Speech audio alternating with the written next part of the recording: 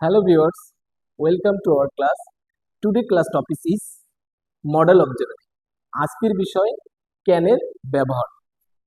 Can কোথায় ব্যবহার করতে পারি, সেন্টেন্সে কিভাবে ব্যবহার করতে পারি সেটা আমরা প্রথমত সেন্টেন্সের সাবজেক্টের দ্বারা যদি কোনো কাজ করার ক্ষমতা বা সামর্থ্য প্রকাশ পায়, অর্থাৎ অ্যাবিলিটি প্রকাশ পায়, সেক্ষেত্রে আমরা ক্যান ব্যবহার করতে পারি।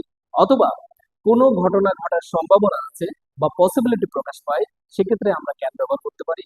অথবা অনুমতি গ্রহণ করতে বা অনুমতি প্রার্থনা করতে আমরা বা অনুমতি প্রদান করতে আমরা ক্যানের ব্যবহারটা করতে পারি।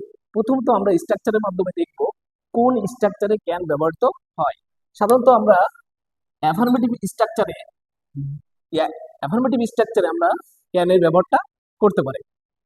Subject plus can plus present form of verb, অর্থাৎ বি1 প্লাস অবজেক্ট, এটা হচ্ছে অ্যাফার্মেটিভ সেন্টেন্স আমরা ব্যবহার করব। আমরা নেগেটিভ সেন্টেন্সে দেখব subject plus can plus not plus B one plus object, এটা আমরা নেগেটিভ সেন্টেন্সে ব্যবহার করতে পারবো। এখন আমরা কয়েকটা উদাহরণের মাধ্যমে চমৎকারভাবে আমরা ক্যানের ব্যবহারটা দেখব। First sentence is bullet train can run fast, অর্থাৎ বুলেট ট্রেনটি দ্রুত যেতে পারে। এখানে সাবজেক্টের সক্ষমতা বা অ্যাবিলিটি প্রকাশ পাচ্ছে।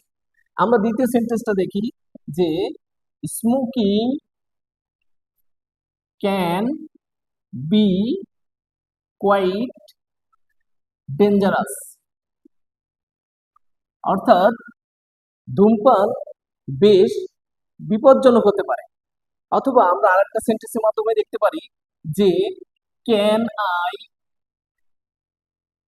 আই ইউজ ইউর পেন, আমি কি তোমার পেনটা ব্যবহার করতে পারি। এখানে আমাকে প্রার্থনা, অনুমতি প্রার্থনা প্রকাশ পাচ্ছে, অর্থাৎ পারমিশন চাচ্ছে। এভাবে আমরা ক্যানের ব্যবহারটা করতে পারি।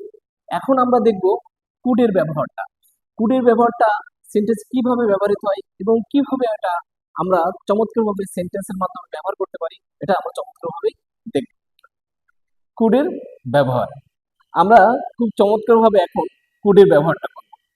আমরা যদি দেখি কোনো সেন্টেন্সে সাবজেক্টের দ্বারা অতীতের কোনো কাজ করার সুযোগ বা সমর্থন ছিল, অথবা সাবজেক্টের দ্বারা কোনো কাজ করার সুযোগ বা সমর্থ ছিল কিন্তু কাজটি করতে পারেনি, এ ধরনের সেন্টেন্স আমরা কুডের ব্যবহারটা করব। এছাড়াও আমরা বিনীত অনুরোধ প্রদান করার ক্ষেত্রে অথবা বিনীত অনুরোধ গ্রহণ করার ক্ষেত্রে আমরা কুডের ব্যবহারটা করতে পারি। আমরা স্ট্রাকচারের মাধ্যমে খুব চমৎকারভাবেই সেন্টেন্স কুডের ব্যবহারটা করতে পারি। আমরা কুডের ব্যবহার করার জন্য যে স্ট্রাকচারটা ব্যবহার করব সেটা প্রথমত আমরা দেখি। আমরা দুইটা স্ট্রাকচার ব্যবহার করতে পারি এখানে। প্রথমত হচ্ছে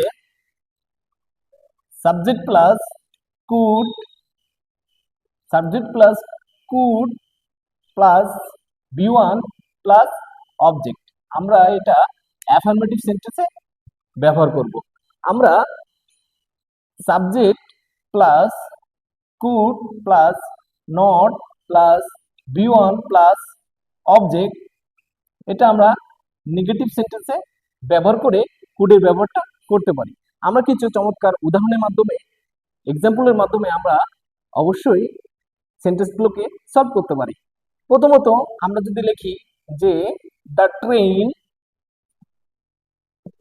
কুড রান ফাস্ট, অর্থাৎ ট্রেনটি দ্রুত দৌড়াতে পারতো কিন্তু কোনো কারণে ট্রেনটি দ্রুত দৌড়ায়নি, সেই জন্য আমরা এখানে কুডের ব্যবহারটা করব।